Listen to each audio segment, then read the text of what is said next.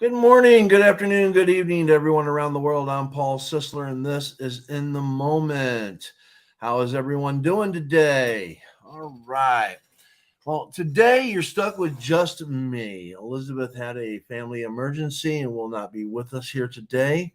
So I'm going to do a quick rehash over some things before we go back into the first meditation.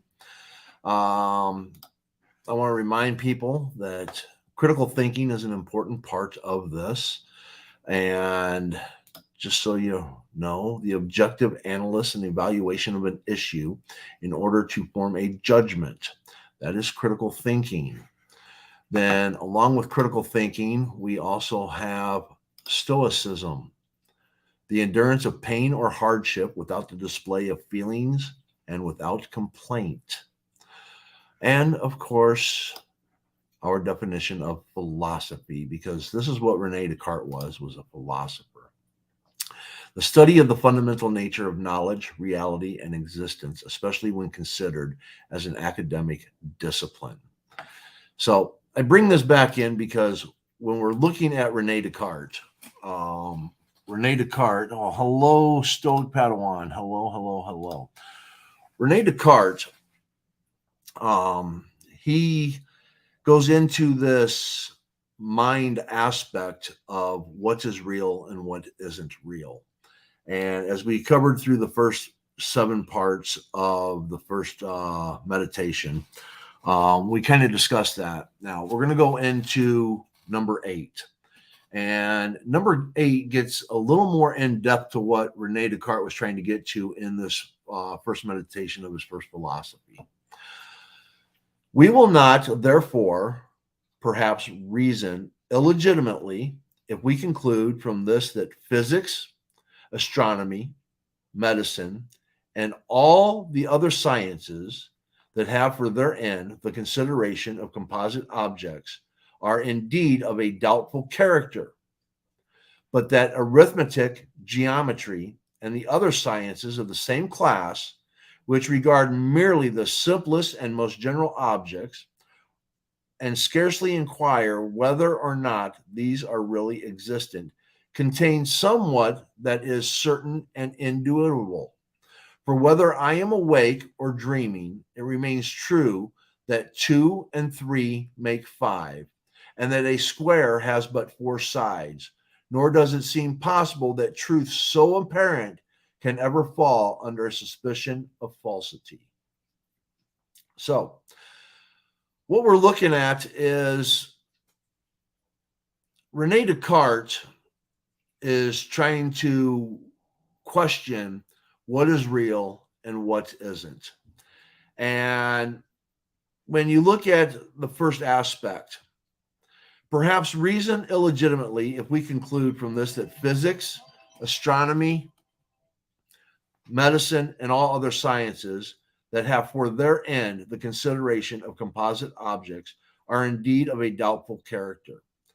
In other words, things that we can't reach out and touch, things that we put together and make theories from, we can question those. But then arithmetic, geometry, and the sciences of the same class, which regard merely the simplest and most general objects. In other words, 2 plus 3 is 5. We can do that. We can see that. We can touch that. We can feel that. We know that. So there isn't any question in it. And yet, Rene Descartes wants you to take a look at it as, can it ever fall under suspicion of falsity, incertitude? So, my question is what is he trying to drive at here? What is his main objective in this philosophy of his? That are we really here? Because this is where the aspect of for whether I am awake or dreaming. He's trying to question whether all of this is just a dream and none of it's actually real, no matter what it is we can see or touch. Or if we're awake, can we question what we can see and touch. So this brings me then to number 9. Nevertheless, the belief that there is a God who is all powerful and who created me, such as I am, has for a long time obtained steady possession of my mind. Now, I want you to think about this. Something that we can't see, we can't touch.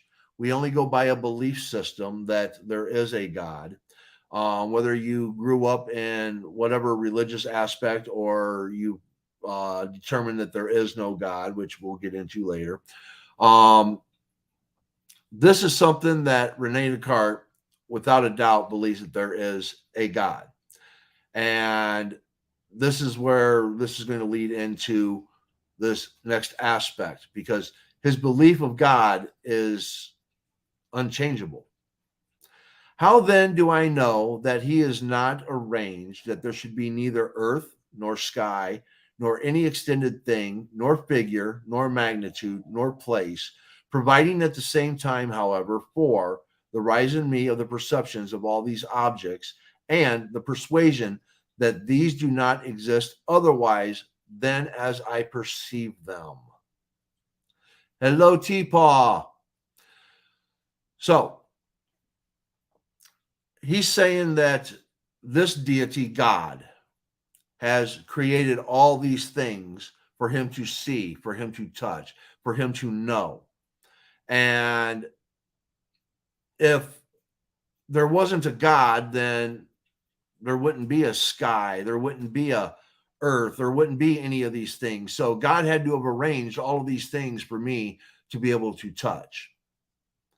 And further, as I sometimes think that others are in error respecting matters of which they believe themselves to possess a perfect knowledge, how do I know that I am not also deceived each time I add together 2 and 3, or number the sides of a square, or form some judgment still more simple, if more simple indeed can be imagined? But perhaps deity has not been willing that I should be thus deceived, for he is said to be supremely good. So, the concept here is if this God exists and he's all good, he would not want you to be deceived. So everything that you can see, everything that you can imagine, anything that you can put your hands on, anything you can add together, 2 plus 3, there is no deceit. It has to be real then, okay? Because he's an all good God. So why would he deceive you? If, however, if the repugnant to the goodness of deity to have created me subject to constant deception, it would seem likewise to be contrary to his goodness to allow me to be occasionally deceived. And yet it is clear that this is permitted. Does Descartes apply critical thinking on his beliefs of a deity? Does he question it at one point? As you get into the further readings of Descartes, he creates a lot of divisionary and circular arguments. Does he apply critical thinking? Yes, he does to an extent. If you go back to the first episode,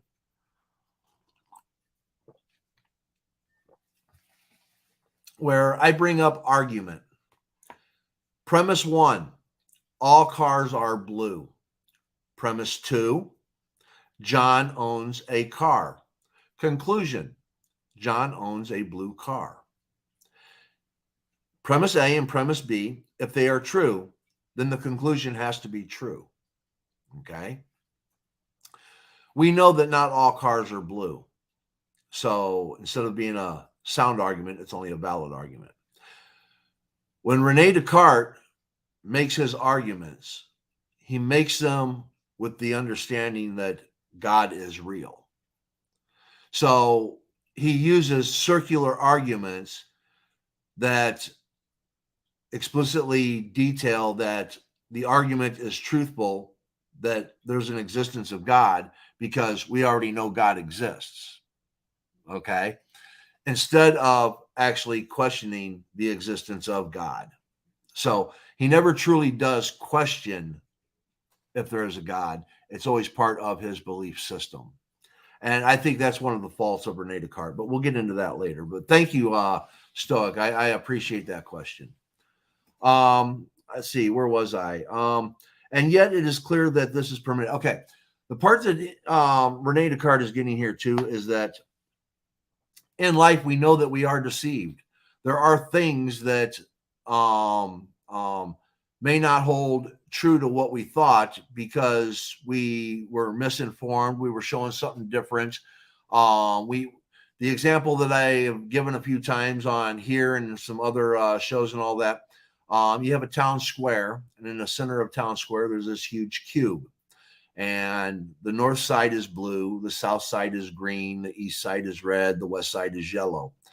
Depending upon what side of town you come in on, that's the color of the side that you're going to see. So if you have 3 or 4 people that all come in from different sides and they're conversing later, they're all going to argue that the cube was a different color because they saw a different side of the cube.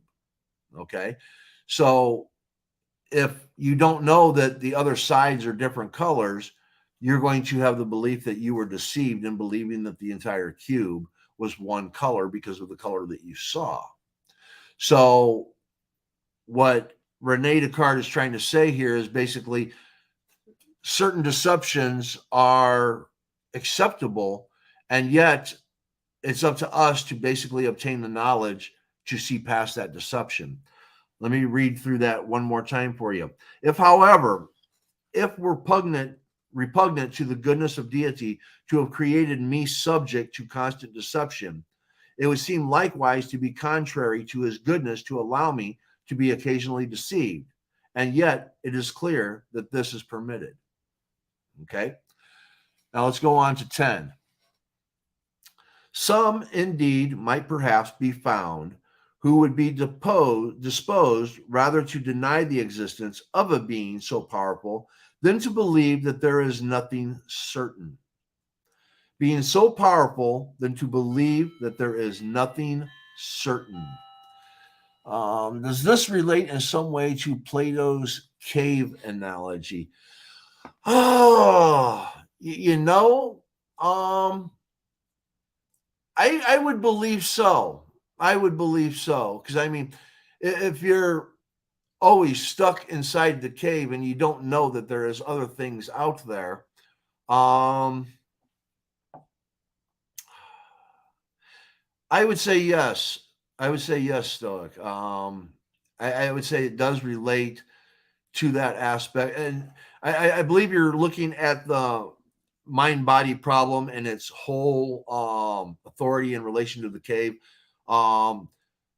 Unless we can see what's beyond death, unless we can see that there's something more out there, we're just going to have these theories and we're going to dream and we're going to imagine. And the only thing that we can know is what we know, what's right here in front of us, what we can touch, what we can see.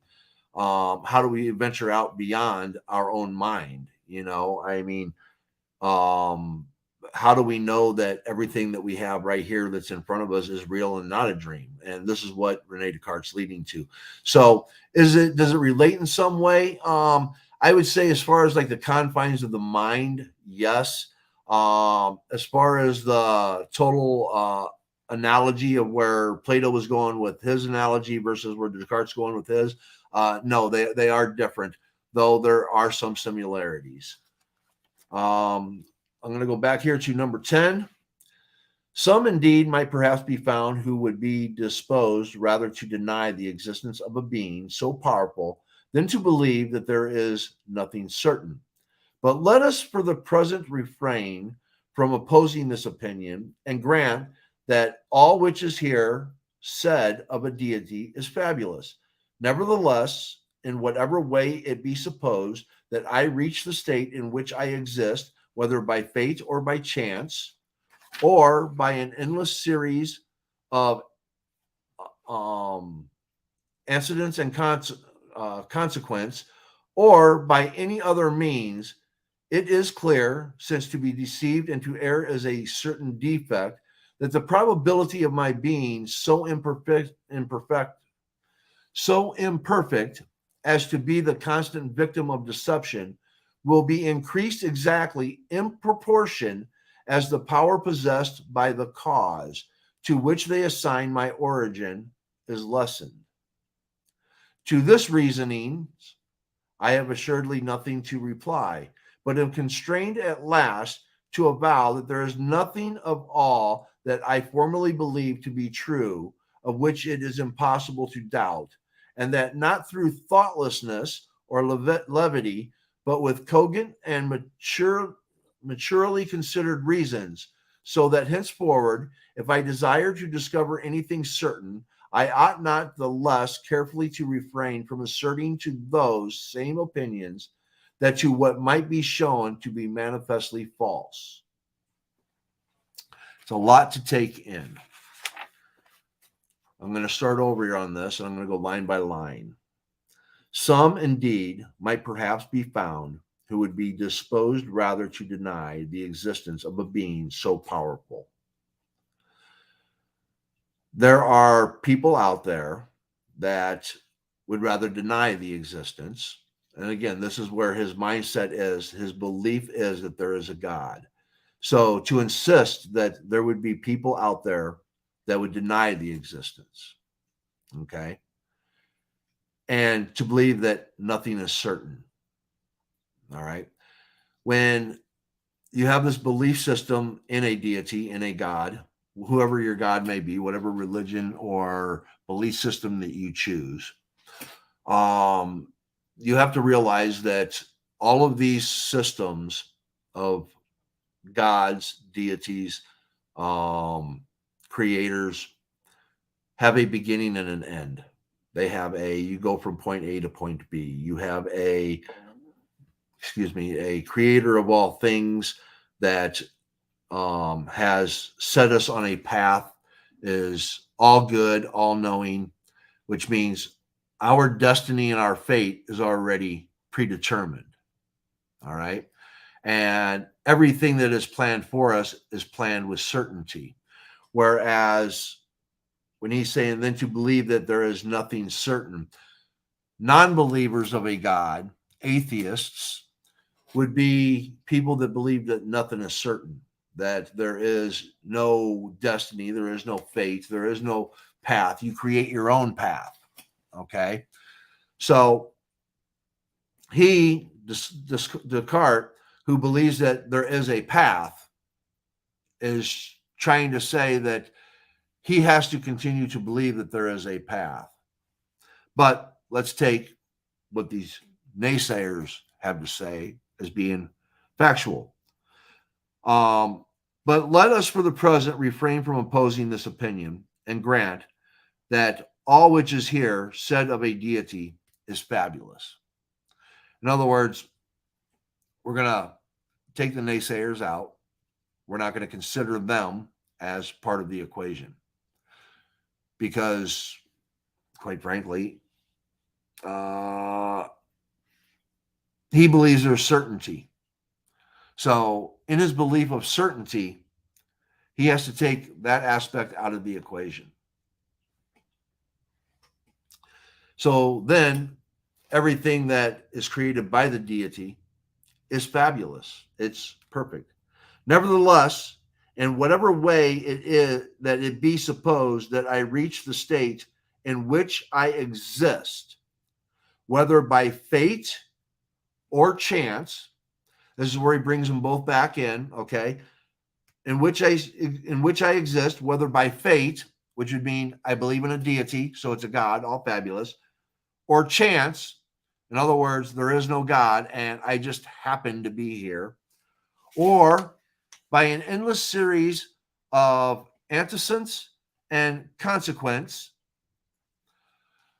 or by any other means, it is clear that the probability of my being so imperfect as to be the constant victim of deception will be increased exactly, okay? In other words, there's going to be deception, okay? So whether you believe in a God or you don't believe in God, there's going to be deception.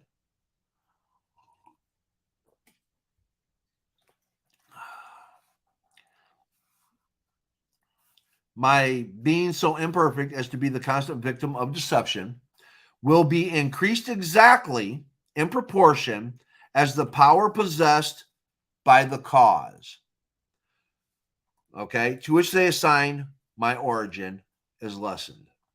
Okay, so for whatever reason that you are put here by deity,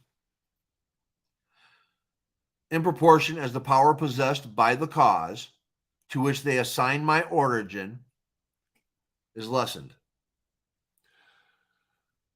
The power that the deceit that I have to encounter and the things that I have to learn through the life that I'm going to live, the more knowledge I have, the less deceit, the more deceit that I encounter, the more knowledgeable I become. So this is where I kind of, my assessment of this is the more you learn, the more you understand yourself, the less you're going to be deceived. To these reasonings, I have assuredly nothing to reply, but am constrained at last to avow that there is nothing of all that I formerly believed to be true, of which it is impossible to doubt. In other words, anything that I can think of, anything outside of the creator, and Rene Descartes, again, you'll get this along the way, outside of a creator for Rene Descartes, everything that I can see, I can imagine, I can taste, I can hear, I can sense, anything I can create, whatever, I can doubt it. Everything can be doubted. And anything that I would perceive to be a truth, as I'm holding this glass of water, I can now doubt that I'm holding this glass of water. Okay. So the end result of this is that anything can be doubted. No matter 2 + 3 is 5. I can doubt that. Everything can be doubted. And that not through thoughtlessness or levity, but from cognate and maturely considered reasons, so that henceforward, if I desire to discover anything certain, I ought not the less carefully to refrain from assenting to those same opinions than to what might be shown to be manifestly false. I ought not the less carefully to refrain from assenting to those same opinions than to what might be shown to be manifestly false. So anything that I can perceive to be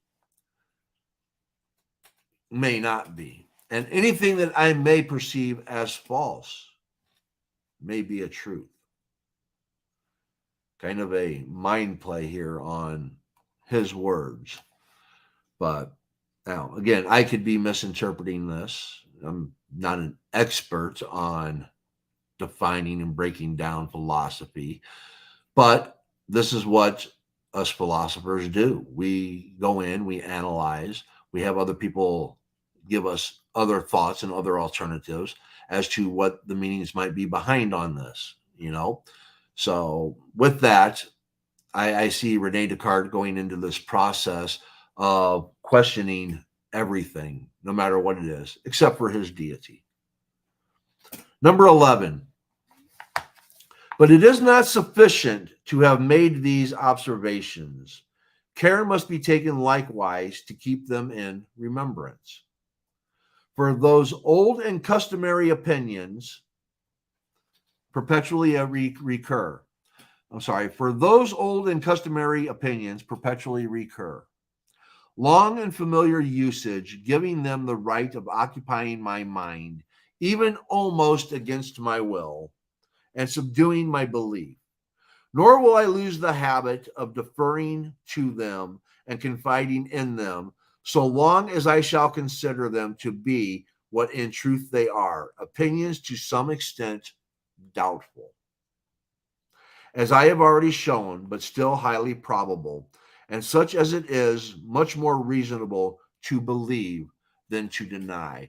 In other words, even though I can doubt that I'm holding this glass of water, it is much more probable and much more reasonable that I am indeed holding a glass of water. I know this to be a glass. I know that the liquid inside is water. So I can look at this as a truth, though I am within my own right to doubt it.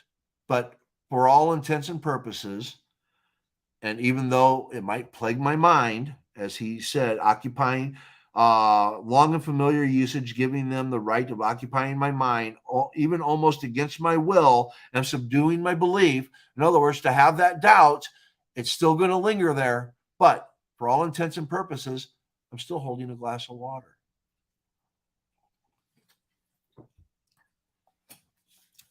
It is for this reason I am persuaded that I shall not be doing wrong if taking an opposite judgment of deliberate design, I become my own deceiver by supposing for a time that all of those opinions are entirely false and imaginary.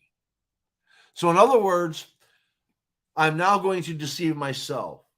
It is not a glass of water that I am holding. I'm going to deceive myself.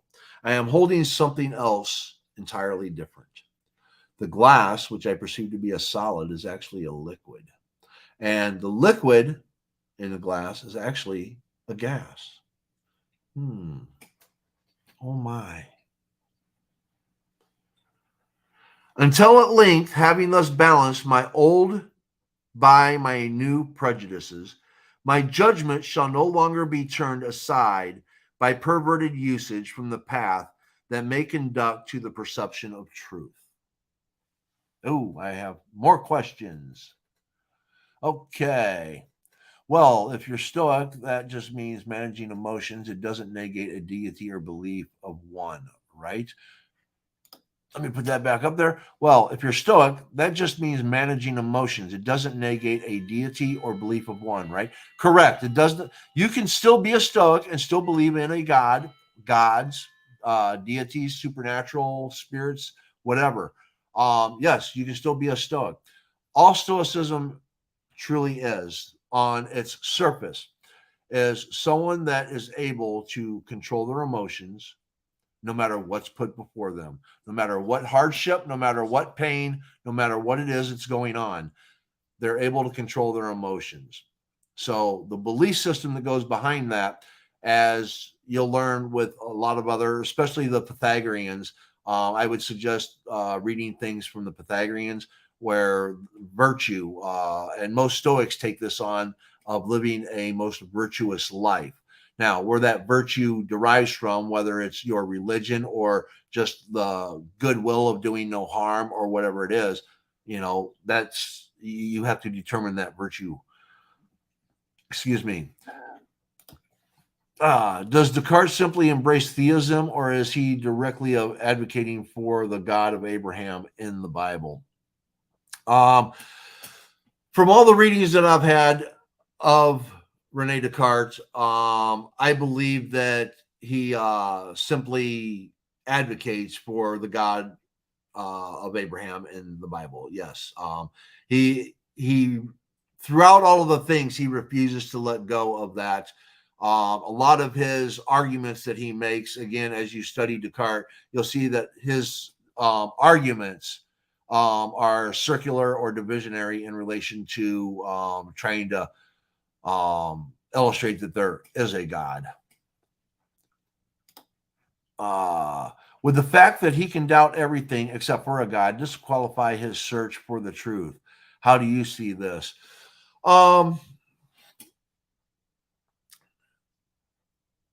Personally, I don't think that Rene Descartes is actually looking for truth. I think that Rene Descartes is personally, in my opinion, trying to establish the creator in his mind. So in his philosophy of disregarding anything that is real and trying to establish what is real, comes back to what you can touch, what you can see, what you can feel, and that the creator himself put it all there for you. And let's see, hold on. Does this disqualify his search for truth? I don't think it disqualifies his search for the truth. As far as finding the truth for everyone, I would say yes. For finding his own truth, no. Because I think that's what he was actually searching for, was his own truth. But that's another discussion for another day. Stoicism is more than just managing emotions. It doesn't negate or necessarily affirm that there is a God. There is the logos, rational nature of everything that encapsulates everything. Absolutely. Absolutely. And how does Descartes establish objective reality? We're going to get to that. You're going to have to come back for meditation too. Okay. Because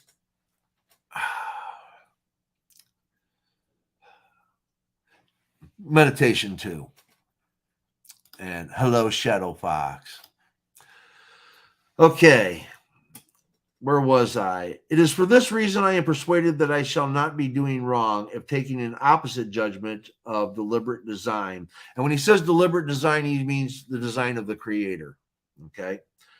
I become my own deceiver by supposing for a time that all those opinions are entirely false and imaginary, until at length, having thus balanced my old by my new prejudices, my judgment shall no longer be turned aside by perverted usage from the path that may conduct to the perception of truth. I think this might kind of answer some of the questions that some of you had right there. I become my own deceiver. Okay. In other words, I become my own deceiver. Let's take God out for a second. By supposing for a time that all those opinions are entirely false and imaginary, until at length, having thus balanced my old by my new prejudices, my judgment shall no longer be turned aside by perverted usage from the path that we may conduct to the perception of truth. Now, right before that, he had stated, taking an opposite judgment of deliberate design. Okay? In other words, if I'm going to throw that out, if I'm going to throw out God, okay? I become my own deceiver. Right there, he's lying to himself. All right? So by taking out God, I'm now my own deceiver. So I'm lying to myself because everything is created by God. He's not being objective. He's not saying that I'm looking at this unbiasedly.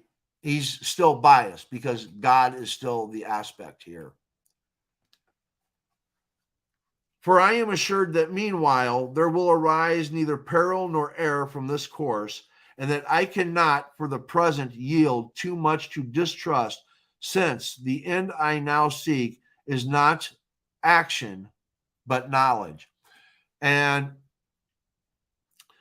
that's probably the strongest statement that Rene Descartes makes in this first meditation is, for I am assured that meanwhile there will arise neither peril nor error from this course, and that I cannot for the present yield too much to distrust, since the end I now seek is not action, but knowledge. So his claim to seek for knowledge is, in essence, what we're all doing here in life. Is we're trying to find knowledge and know more about what is out there. Now, there's a lot of people that they won't put their belief systems aside to question their own belief systems. If you're truly looking for a truth, Sometimes you have to take everything that you do believe and throw it to the side and look at other things in a truthful manner to yourself. Is this a possibility? Is this something that could be? Does this take away from what I already believe? So you have to open yourself up to knowledge and be willing to accept more knowledge into making yourself stronger mentally. That's not to say that any belief system that you have to throw away.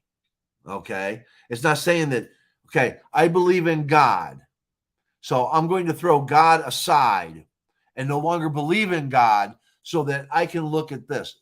That's not what I'm saying. Okay. You can still have your belief in your God, but it doesn't hurt to read about other gods or other belief systems, because there might be something that resonates with you that might take what you had once believed and bring it into something else. So the biggest thing is to question everything. Hello, Diana. Accountability, thoughts, emotions, deeds. Accountability, thoughts, emotions, deeds. Emotional deeds. Beliefs that are taught and not sought. Question everything. Question everything. Yes. Question everything. All right. Let's see where we're at. Okay. I have time. I'm going to go into number 12. This is the final one, and it's a long one. It's a long one. I will suppose then, not that deity, who is sovereignly good and the fountain of truth, but that some malignant demon, again, I will suppose then, not that deity, who is sovereignly good and the fountain of truth, but that some malignant demon, who is at once exceedingly potent and deceitful, has employed all his artifice to deceive me. I will suppose that the sky, the air, the earth, colors, figures, sounds, and all external things are nothing better than the illusions of dreams, by means of which this being has laid out snares for my credibility.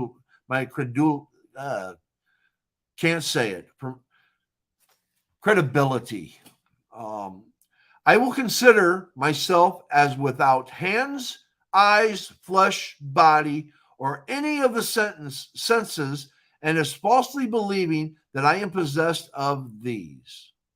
Okay. So,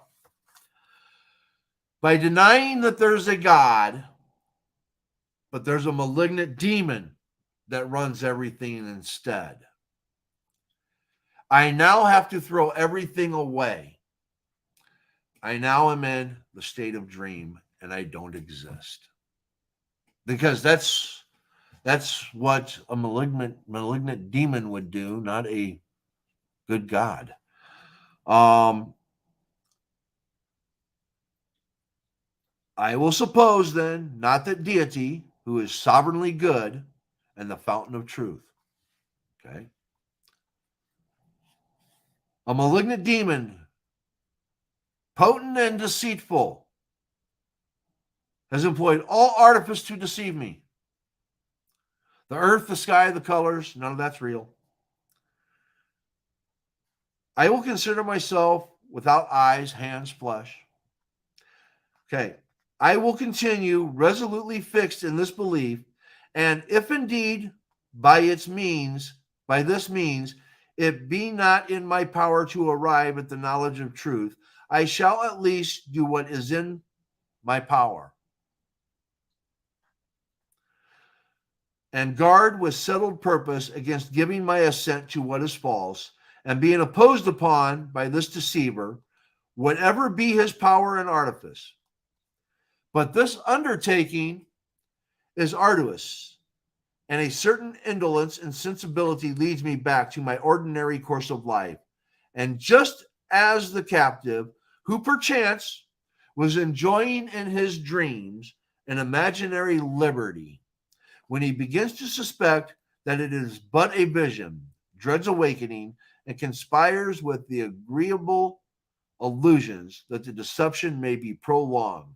So I, of my own accord, fall back into the train of my former beliefs and fear to arouse myself from my slumber, lest the time of laborious wakefulness that would succeed this quiet rest, in place of bringing any light of day, should provoke inadequate to dispel the darkness that will arise from the difficulties that have now been raised.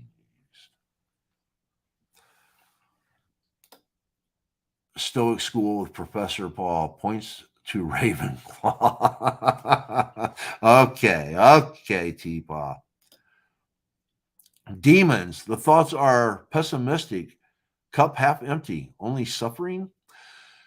Yes. This is one of the aspects of Rene Descartes, is that Rene Descartes, in his whole search for truth, could not let go of his Bible. He just could not let go of his Bible. Everything had to come back to that. And any of his thought processes, all of his arguments that would account for something that would be deceitful, or if everything that we have is illusion, then it must be evil. So basically, if we are that mind that is trapped in a jar, controlled by a malignant demon, an evil scientist, a mad scientist, and all of these illusions are put before us and none of it is real, it's got to be something that's evil that would be doing it. So since there is nothing that's evil that's doing it, and there is only God that is good, then the bottom line is everything that I can see and touch is here by God and is real. And all the other illusions, that would be the work of the devil. That would be evil. So I have to imagine that everything that is, going back to my former beliefs, as he says here,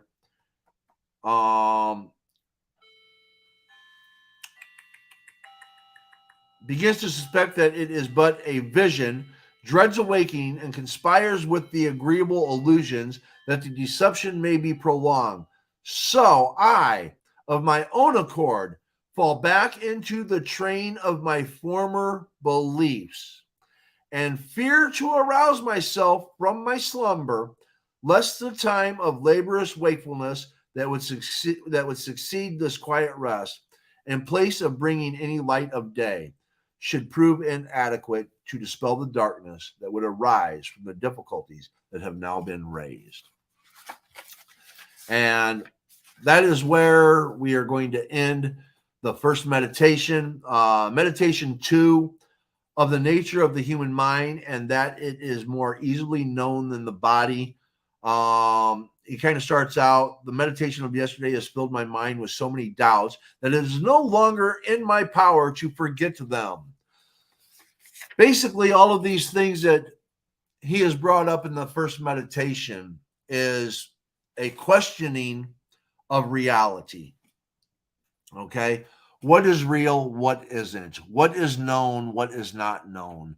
When we look at whether it's 2 plus 3 is 5, as he says, a square has 4 sides. What if a square has 8 sides?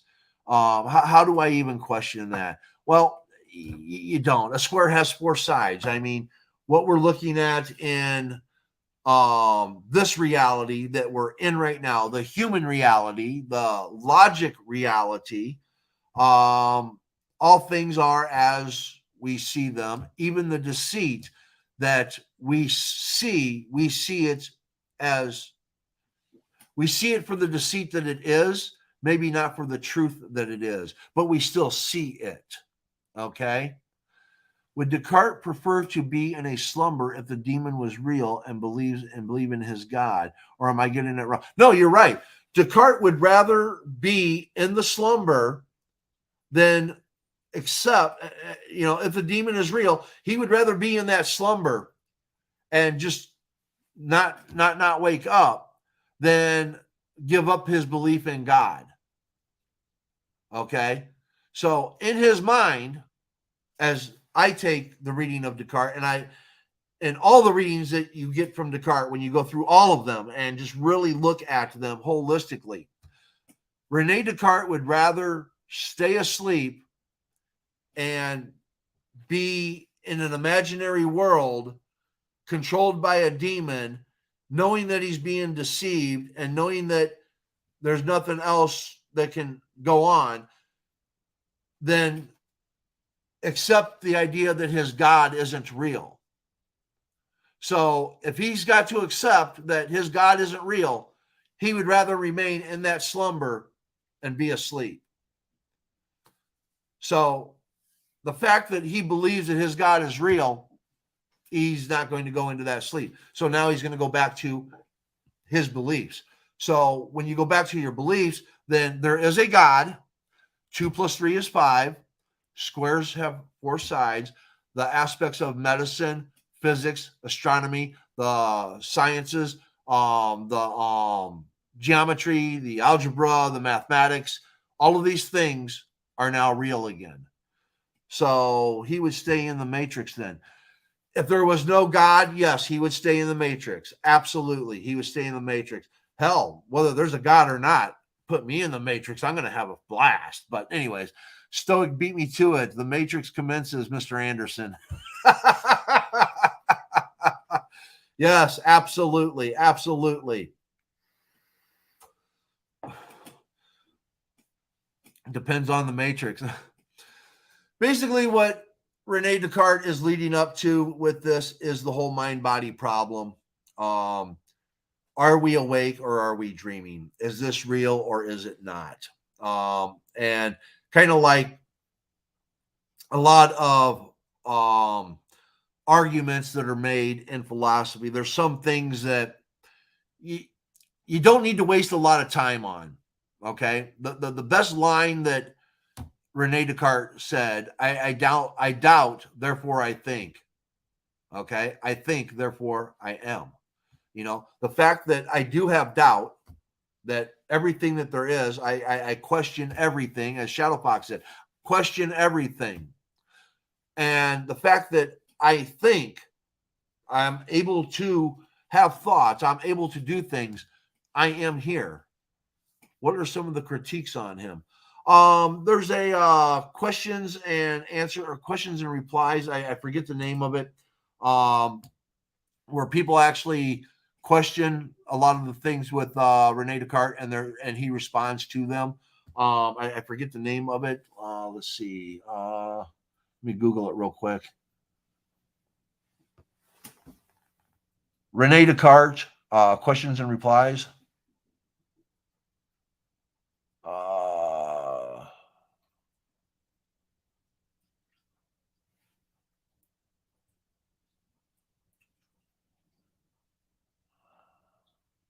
Objections to Meditations and Descartes' Replies. It's called Objections to the Meditations and Descartes' Replies. So I would look it up, Objections to the Meditations, and go over some of that.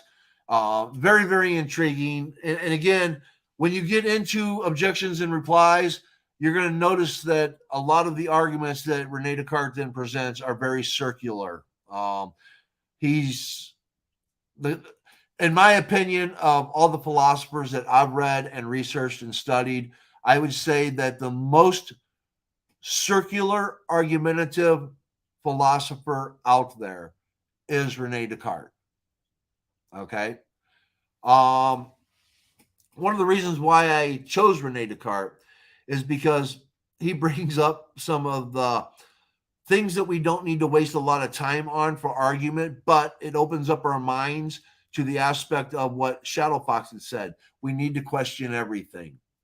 Rene Descartes implies that he questions everything, but the reality is he doesn't, because he can't give up some of his beliefs, especially his belief in a god, and as part of the argument and debate system.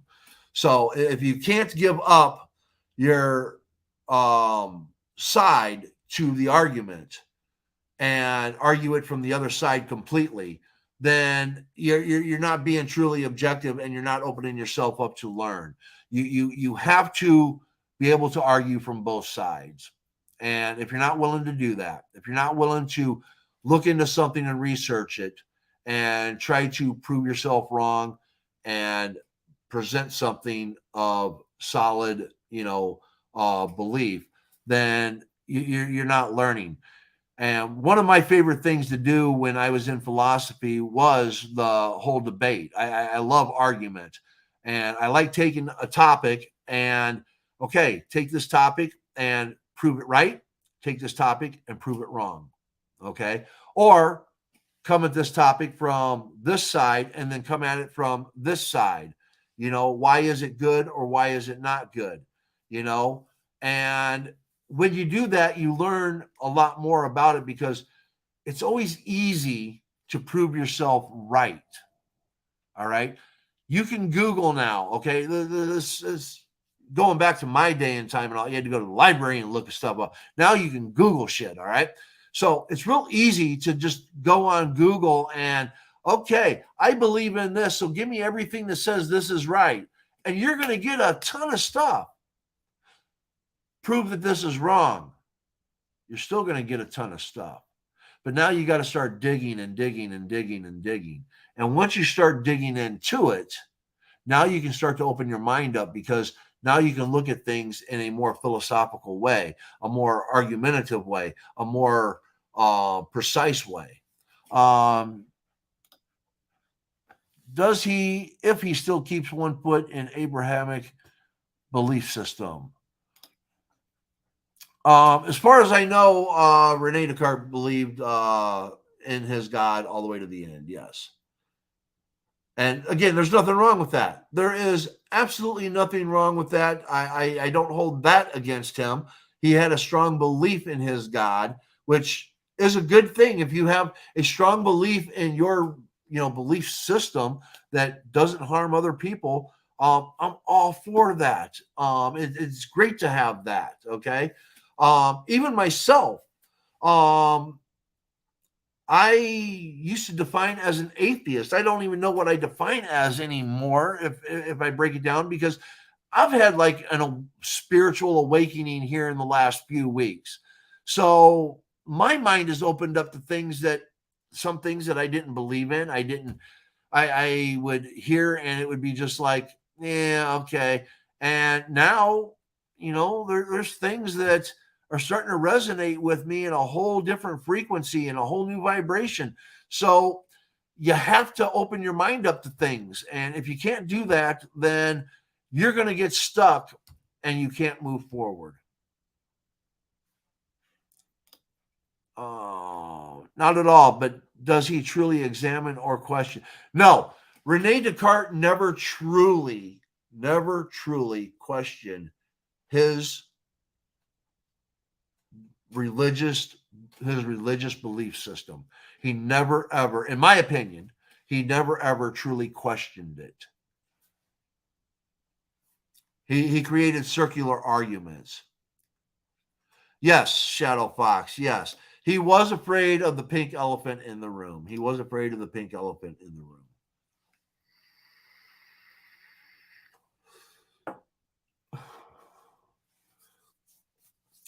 Okay, I got like 5 more minutes. Anybody else have any more questions on Rene Descartes' first meditation?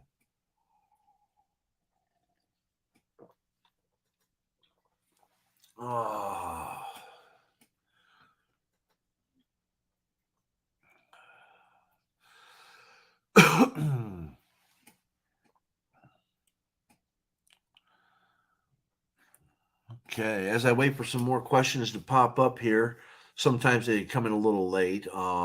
Yes, it is a lot to take in, Diana, a lot to take in. Rene Descartes, he has a long-winded way of trying to explain things. he goes off on these tangents of trying to make things sound complex and important and have poignancy. You could definitely break down a lot of the things that he says. Oh, okay. Hold on. Yes. All right, dude. Yes. You can take a lot of the things that he says and reduce it down. And Rene Descartes would try, like in a sentence, to try to explain two sides of a thing. And sometimes in his explanations, things can get twisted around and very, very difficult to understand. And you would have to go to prior sentences, later sentences to try to break it down. Sometimes even like when you look at, you go back to 7. To this class of objects seem to belong corporeal nature in general and its extension, the figure of extended things, their quantity or magnitude, and their number, as also the place in and the time during which they exist, and other things of that same sort. You got to read 6, and then you got to read 8, and to try to figure out whether he's reflecting back on 6, or if he's preparing you for 8. Is very, very difficult to comprehend in his meditation. And I think he's prepping you for 8, whereas last week when Elizabeth and I were discussing it, she believes that it's a reflection back on 6. So he did not step into the observer. Hold on, what do we got going here? A lot to take in. I'm not as stoic as I thought. Oh, no, Diana. Yes, you are. You're a lot more stoic than you realize. Yes, you are, Diana. Yes. You're just not him. Does stoicism allow for crying? Absolutely. Absolutely. I'm a stoic and I cry. Okay. The few stoics that I do know cry. There's nothing wrong with crying. But there's also the ability that if I need to hold back my tears, I can hold them back. If I am angry, I can hold it back so that you don't know that I'm angry. If I'm frustrated, if I'm sad, I can hold that back and you will never know it. You won't even feel it. Okay? But when the time is right, whether it's me being with myself or if it's me with a close loved one to where I feel safe, I feel secure, and I need to feel these things because I've had questions, I've had doubts, I've had whatever, I can then let all of that emotion go and feel it for what needs to be felt. So that is what a Stoic does. If you haven't caught Stoic Bryce, and his readings of Marcus Aurelius, you need to go back and listen to that because you get that throughout Marcus Aurelius and his writings, where he had a lot of emotion, but he couldn't show it.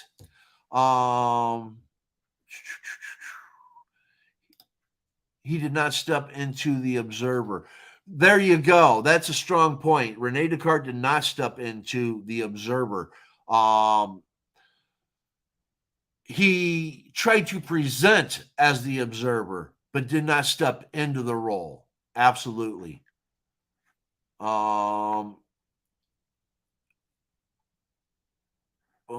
Yes, exactly. Thank you. I feel it. I feel you, Paul, no matter how stoic you are. Absolutely.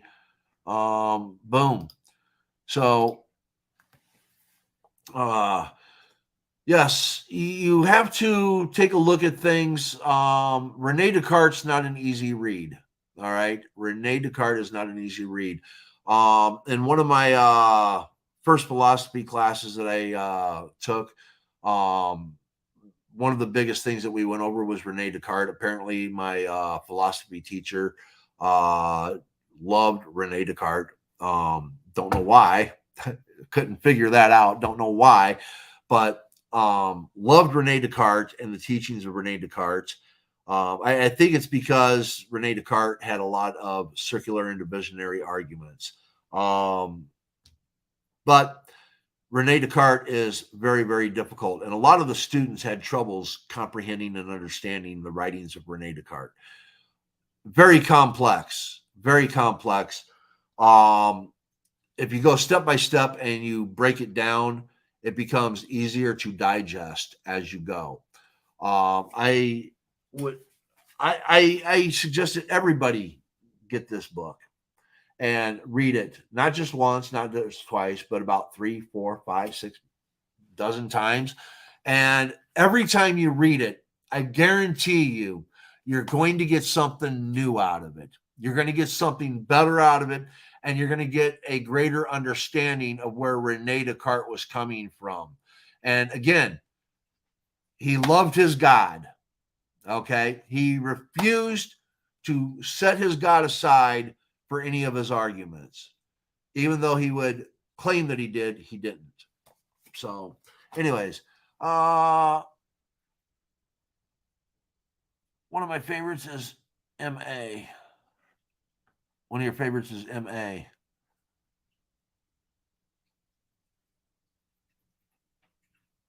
Who's M.A.? I'm at a loss here. I don't know why I can't get this. I see it as the observer when I recognize that I've been in survival mode most of my life, then crying because that fact was real life. There you go. There you go. Very, very strong statement there. Marcus Aurelius. God damn it. It was resonating and it wasn't coming through. Yes. Marcus Aurelius. Definitely. All right, everyone. That was an unloading, a lot of information. Hopefully everything's okay with Elizabeth and her family, and hopefully next week she'll be back. Thank you, everybody, for coming in and showing your support. I greatly appreciate it. And remember, be kind, be happy, and may good things come your way. Thank you.